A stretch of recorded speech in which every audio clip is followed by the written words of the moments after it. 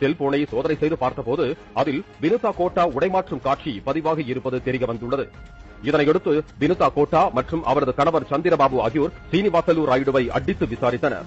அப்போது காளஹஸ்தி தொகுதியின் எம்எல்ஏவான தெலுங்கு தேசம் கட்சியைச் சேர்ந்த பஜாலா சுதீர் ரெட்டி என்பவர்தான் பணம் கொடுத்து தங்களின் கட்சி ரகசியம் மற்றும் செயல்பாடுகளை கூறச் சொன்னதாகவும், அவரின் தூண்டுதலின் பேரில் வினுதாவின் படுக்கை அறைக்குள் செல்போன் கேமராவை வைத்து அந்தரங்க புகைப்படங்களை எடுத்ததாகவும் ஸ்ரீனிவாசலு ராயுடு கூறியுள்ளார். இதுகுறித்து கட்சி தலைமையிடம் வினுதா புகார் தெரிவித்த நிலையில் கட்சி தலைமை அவரை சமாதானப்படுத்தியதாக கூறப்படுகிறது. அவர் பிரச்சாரம் மேற்கொண்டு வந்த நிலையில் வினுதாவின் சில அந்தரங்க வீடியோக்கள் வெளியாகி உள்ளன. இதையடுத்து கூட்டணி கட்சியான தெலுங்கு தேசம் கட்சியின் பஜாலா சுதீர் ரெட்டிக்கு சீட் வழங்கப்பட்டது. அவரும் தேர்தலில் நின்று வெற்றி பெற்றார். தனது அரசியல் வாழ்க்கை கீழ்நோக்கி செல்ல ராயுடுதான் காரணம் என்று ஆத்திரத்தில் இருந்த வினுதாவும் அவரது கணவரும் அவரை சட்ட விரோதமாக தனது வீட்டில் அடைத்து வைத்து சித்திரவதை செய்திருக்கிறார்கள். ఎమ్మెల్యే బొజ్జల సుధీర్ రెడ్డి దీని వెనుక ఉన్నారంటూ ఆమె భర్త చంద్రబాబు ఆరోపించారు. రాజకీయాలు రావాలంటే ఇంకా కక్షపూరిత రాజకీయాలు వస్తున్నాయి.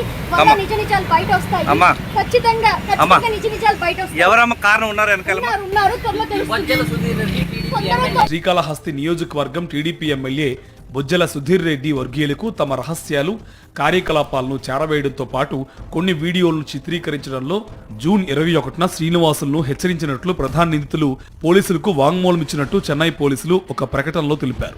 అందరం కూడా ఎలా ఉన్నాం, కూటమి ఈరోజు చంద్రబాబు నాయుడు గారు అన్న పాత్ర పోషిస్తుంటే పవన్ కళ్యాణ్ గారు తమ్ముడు పాత్ర పోషిస్తున్నారు. వచ్చే కాలంలో కూడా మేము అందరం కూడా అన్న తమ్ముళ్ళలాగా ఉండేదాన్ని ఉంటాం. దానికి ఎటువంటిది కూడా ఆ బంధాన్ని విడదీయలేదని చెప్పి మరొకసారి స్పష్టం చేస్తున్నాం.